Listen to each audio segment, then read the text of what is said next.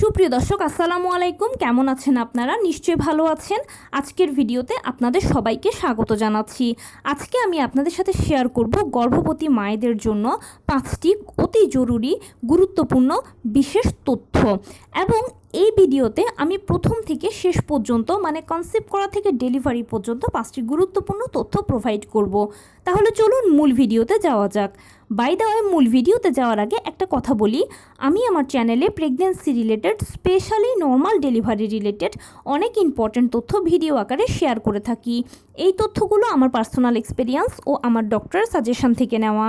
তাই আমার চ্যানেলটিকে যদি একবার আপনারা ভিজিট করেন তাহলে আপনারা আপনাদের প্রশ্নাতীত মনের অনেক প্রশ্নের উত্তর পেয়ে যেতে পারেন। আমন্ত্রণ জানাবো আমার চ্যানেলটিকে একবার ভিজিট করে দেখার। এবারে চলুন মূল আলোচনায় যাওয়া যাক। আমি শুরুতেই বলেছি আজকে আলোচনা করব গর্ভবতী মায়েদের জন্য 5টি গুরুত্বপূর্ণ তথ্য, যেখানে কনসেপ্ট করা থেকে ডেলিভারি হওয়া পর্যন্ত 5টি গুরুত্বপূর্ণ তথ্য আমি প্রোভাইড করব। দেখুন, গর্ভাবস্থা প্রতিটি মেয়ের জন্য বা প্রতিটি মায়ের জন্য একটা স্বপ্নের মতো। গর্ভাবস্থায় আপনি আপনার জীবনের নতুন একটা অধ্যায় শুরু করতে যাচ্ছেন। আপনার মধ্যে একটা প্রাণ বড় হচ্ছে, এটা অন্যরকম একটা অনুভূতি। কিন্তু এটা যতটা আনন্দময় ততটাই গুরুত্বপূর্ণ ও দায়িত্বপূর্ণ। সুস্থ সবল একটা সন্তান জন্ম দেওয়া কিন্তু প্রতিটি মায়ের আশা। এমনকি শেষ পর্যন্ত নর্মালে যেন বাচ্চা হয়, মানে ডেলিভারিটা যেন নর্মালে হয়, এটা সবাই কামনা করেন। তো খুব বেশি আকাঙ্ক্ষা কিন্তু একজন মায়ের নেই, কিন্তু এই স্বপ্নটাকে বাস্তবায়ন করার জন্য একজন মাকে কিন্তু প্রথম থেকেই চেষ্টা করতে হবে। তো কিভাবে চেষ্টা করতে হবে? আপনি যখন জানতে পারবেন যে আপনি কনসিভ করেছেন তখন থেকে আপনি ফলিক অ্যাসিডটা গ্রহণ করা শুরু করে দিন। এছাড়াও আপনি যখন প্রেগন্যান্সি নেওয়ার কথা চিন্তা করছেন তখন থেকেই কিন্তু ফলিক অ্যাসিডটা গ্রহণ করা শুরু করে দিন। ফলিক অ্যাসিড বাজারে কিনতে পাওয়া খুব কম মূল্যমানের একটা পাওয়ার হাউস। ডাক্তাররা এটা প্রোভাইড করে প্রথম 3 মাসে, কেননা ফলিক অ্যাসিডটা বাচ্চাকে শারীরিক জটিলতা, বিকলাঙ্গতা, তালুকাটা ইত্যাদি বিভিন্ন ধরনের সমস্যার হাত থেকে রক্ষা করে। তাই যখন থেকে ভাবছেন যে প্রেগন্যান্সি নেবেন তখন থেকে ফলিক অ্যাসিডটা আপনি গ্রহণ করা শুরু করে দিন। এতে কি হবে, আপনার বাচ্চা জরায়ুতে স্থাপন হওয়া মাত্রই কিন্তু ফলিক অ্যাসিডটা সে পেল, যার ফলে তার কোনো বিকলাঙ্গতা, জটিলতা হওয়ার চান্স খুব কম থাকবে। আর যারা কনসিভ হয়েছেন বা কনসিভ করেছেন বুঝতে পারছেন, তারা প্রথম থেকে শুরু করে দিন ফলিক অ্যাসিডটা গ্রহণ করতে।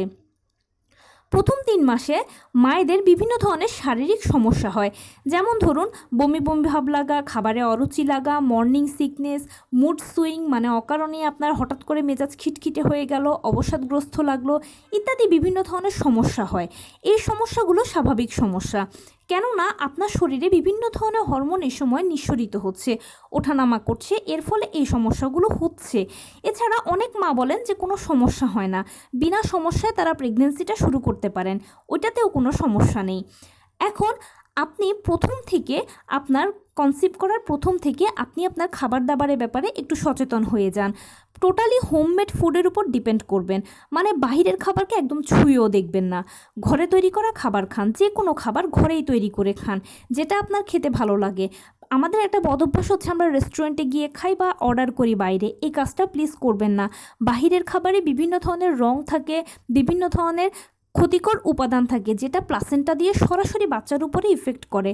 তাই কনসিভ করার সাথে সাথে বাহিরের খাবারকে ভুলে যান, ঘরে তৈরি করা খাবার খান।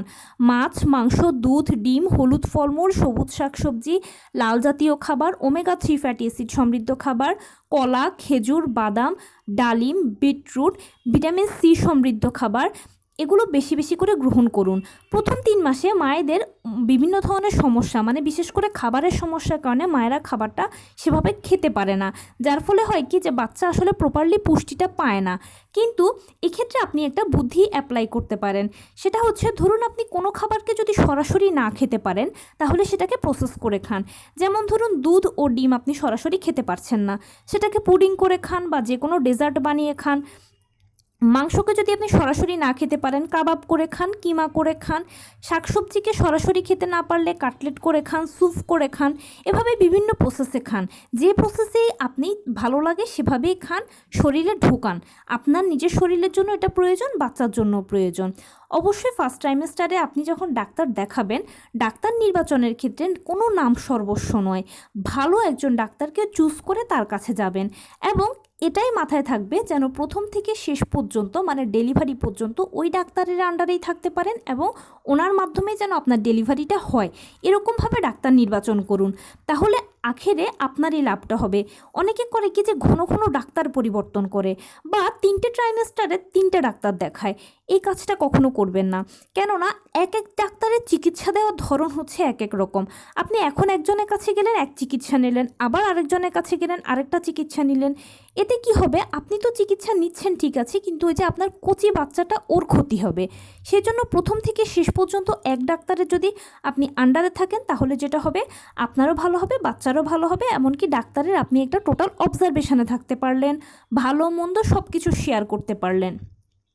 সেকেন্ড ট্রাইমেস্টারে আপনি যখন পৌঁছে যাবেন আস্তে আস্তে, তখন অবশ্যই আরও বেশি কেয়ারফুল হবেন খাবারের ব্যাপারে। কেননা যারা বিভিন্ন ধরনের মুড সুইং বা ধরুন খাবারের সমস্যা এগুলো যাদের প্রথম দিকে থাকে, সেকেন্ড ট্রাইমেস্টারে গেলে এগুলো অনেকটাই চলে যায়। অনেকের চলে যায়, অনেকের খুব অল্প থাকে, কিন্তু মোটামুটি মায়েরা খেতে পারেন। তাই এ সময় আপনার ভালো মতো খাবারটা যেন আপনি গ্রহণ করতে পারেন সেটা খেয়াল রাখবেন। এজন্য আপনি নিজেই নিজের জন্য একটা ভালো ফুড চার্ট তৈরি করুন, যেন প্রতিদিন 3 বেলা আপনার খাবারের সাথে সকল পুষ্টি উপাদানগুলো সমান তালে যেতে পারে, সেটা চেষ্টা করবেন। আর সেকেন্ড ট্রাইমেস্টার থেকে অবশ্যই আপনাকে ডেলিভারির জন্য প্রিপারেশান নিতে হবে, কেননা এ সময় আস্তে আস্তে বাচ্চা বড় হতে শুরু করে। সেজন্য আপনার যদি নর্মাল ডেলিভারির ইচ্ছে থাকে তাহলে অবশ্যই সকালবেলা ঘুম থেকে উঠে 30 মিনিট হাঁটাচলা করবেন। বাহিরের রোদে যদি হাঁটতে পারেন তাহলে বেশি ভালো হয়, কেননা সকালবেলা বাতাসটা ফ্রেশ, আপনি ভালো অক্সিজেন পেলেন, বাচ্চাকে ভালো অক্সিজেন সাপ্লাই করতে পারলেন। প্লাস এ সময় যে রোদটা মানে সকালের রোদে ভালো ভিটামিন ডি থাকে, রোদটা মিষ্টি লাগে, এ সময় হাঁটতে ভালো লাগে। তাই চেষ্টা করবেন যে সকালের রোদে বাতাসে 30 মিনিট হাঁটাচলা করতে, এরপরে কিছুক্ষণ বাটারফ্লাই স্টাইলে বসে থাকবেন। রাতের বেলা আবার খাবারের পরে 30 মিনিট হাঁটাচলা করবেন, কিছুক্ষণ বাটারফ্লাই স্টাইলে বসে থাকবেন। যদি সম্ভব হয় দুপুরেও খাবারের পরে 30 মিনিট হাঁটাচলা করুন, কিছুক্ষণ বাটারফ্লাই স্টাইলে বসে থাকুন। আপনি যে ধরনের হন না কেন, ধরুন আপনি গৃহিণী বা আপনি কর্মজীবী যে ধরনেরই হন না কেন, সারাদিনের কাজের মাঝে টুকটাক কায়িক শ্রম করার চেষ্টা করবেন। এগুলো নর্মাল ডেলিভারির জন্য খুবই সহায়ক। অবশ্যই প্লিজ লো কমেটটা ব্যবহার করবেন। আমরা বর্তমানে ফ্যাশনবশত হাই কমেটটা ব্যবহার করি, এটা প্লিজ করবেন না, লো কমেটটা ব্যবহার করবেন।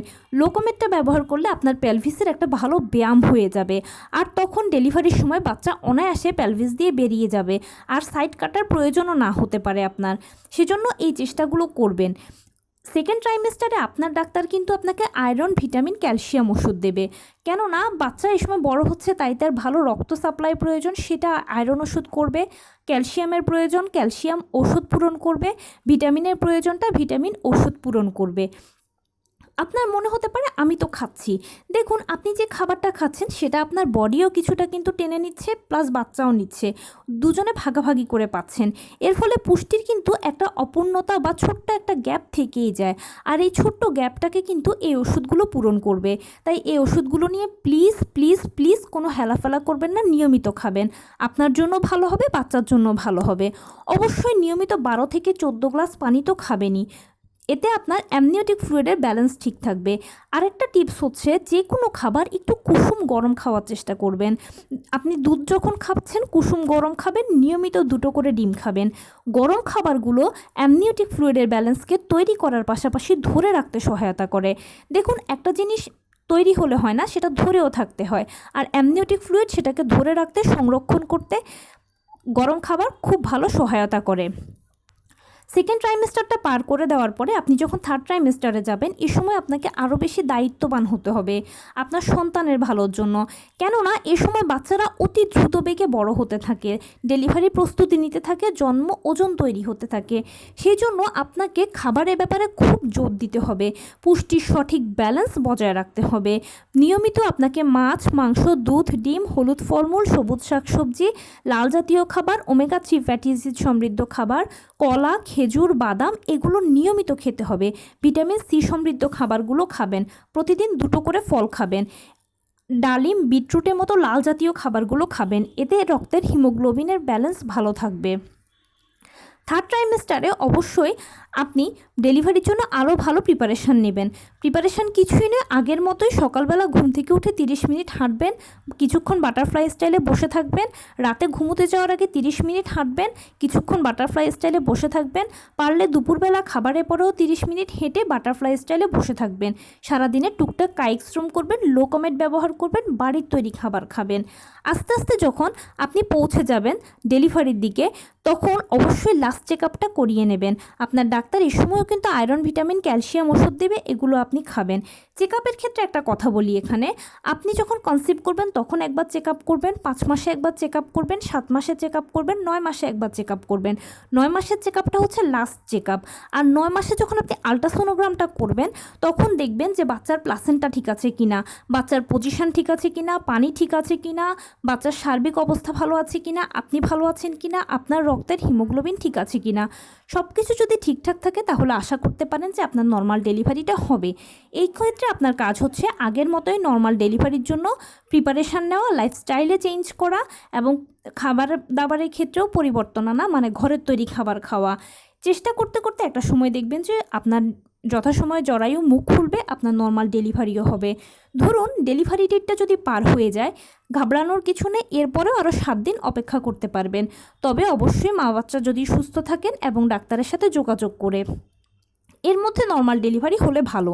এখানে একটা কথা না বললেই নয়।